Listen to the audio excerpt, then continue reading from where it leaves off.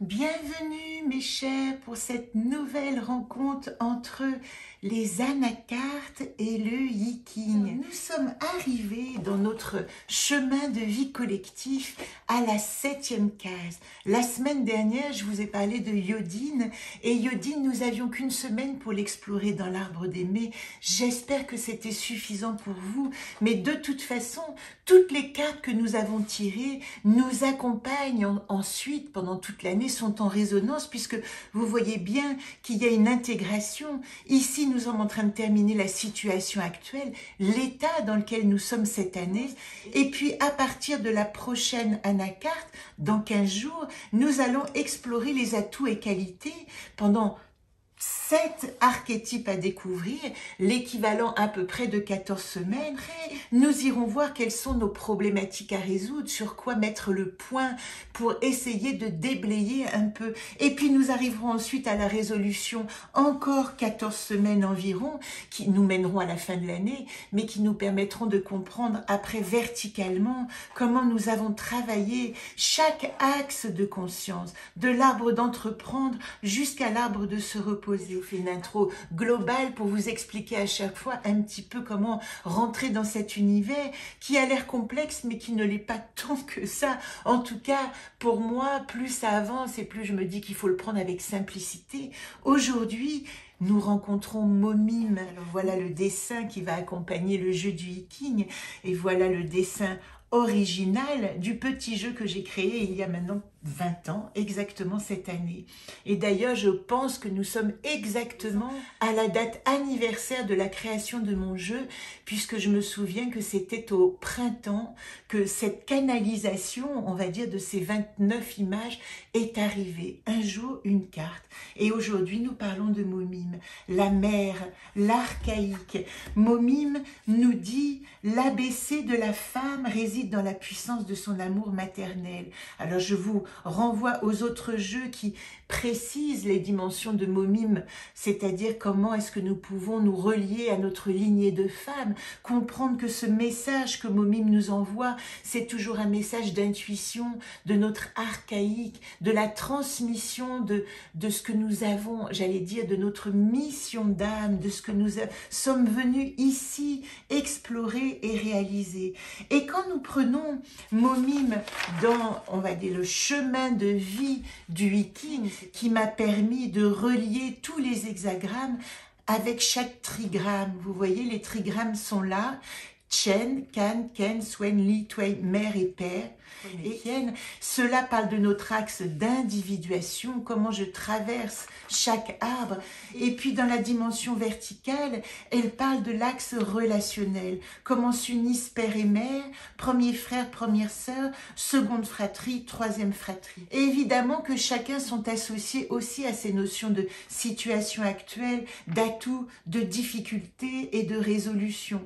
Parce que chaque fratrie a une dimension de rencontre aussi avec nos énergies relationnelles. Et ça, c'est ce que dit largement l'enseignement de Confucius quand il parle des hexagrammes et des dimensions sociale de l'empereur, de comment on se situe dans la hiérarchie sociale. Ça, c'est la dimension confucéenne du yiking. Eh bien, vous voyez que Momime, elle se situe dans l'arbre de prendre. Dans l'axe d'individuation, elle est liée à Swen, la première fille, le vent. Ce qui fait que quand nous allons prendre notre fiche, ici, Swen apparaît en haut dans l'hexagramme.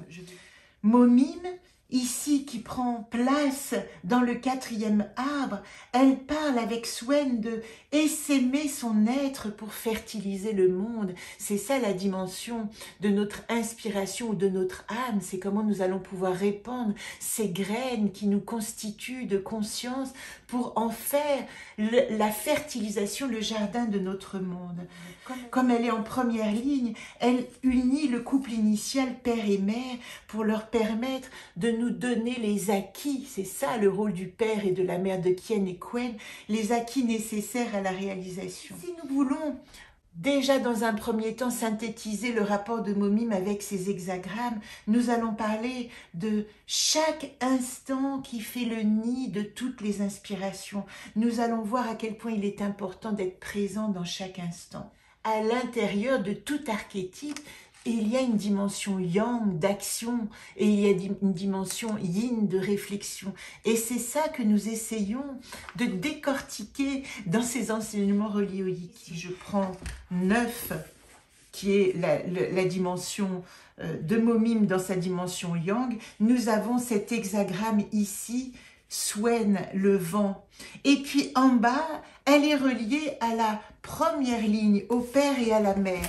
Alors Momim, elle va parler évidemment à Kien, le ciel, dans sa dimension yang, et puis elle va faire apparaître Quen, la terre, dans la dimension yin. Nous avons nos deux hexagrammes reliés à Momim.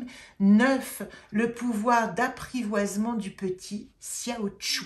Dans sa dimension yin, 20, Quan, la contemplation, avec ici son idéogramme et ici son hexagramme. Tout de suite, je vais vous parler de 9, Xiao Chu, le pouvoir d'apprivoisement du petit. Ici, dans ce livre magnifique pour ses illustrations, on l'appelle aussi le pouvoir du faible. Il est donc constitué de en haut, Swen le vent, en bas, Chien le ciel, le créateur. La brise annonce la pluie sur le monde. Si vous avez cette porte de la concentration dans votre Human Design, vous avez ce qu'on appelle le canal 952. 9, cet hexagramme qui est relié au centre sacral, a pour porte harmonique 52, la porte qui nous dit de rester tranquille. Relié au centre sacral, il va nous parler de prêter attention à chaque acte, aux détails, application et conscience, accumuler comme l'écureuil car bientôt vient la récolte, prendre ce qui vient, s'adapter, fertilisation et nourriture pour tout le monde, ce sont les mots-clés qui vont nous relier à cette dimension yang de Momim. Vous voyez comme il y a une nécessité de nous concentrer sur ce que nous recevons. Donc c'est une action qui est plutôt, je dirais, immobile. Notre capacité à recevoir ici, c'est aussi une action à s'ouvrir pour recevoir les informations. Et je précise que le livre de Christophe Guillaume, qui le relie à l'astrologie, et le pouvoir d'apprivoisement du petit, il est relié principalement à la Vierge, à la maison 6, à Mercure, le sens du détail, et à Pluton, dans toutes les forces cachées qui sont à découvrir. Pour la dimension yin de Momim, nous parlons de l'hexagramme 20, la contemplation. Vous voyez à quel point cet archétype Momim de la mission d'âme, de l'archaïque, est relié à une certaine intériorité. Et ici, Quan, la contemplation, qui est composée toujours de Swen le vent en haut, c'est l'axe d'individuation, mais à Quen, la terre, c'est la dimension relationnelle. Nous avons Kien, le père, dans la dimension yang, et nous avons Quen, la mère, dans la dimension yin. La terre, le réceptif, qui rencontre le vent, la douceur, la pénétration. La caresse douce du vent sur la terre.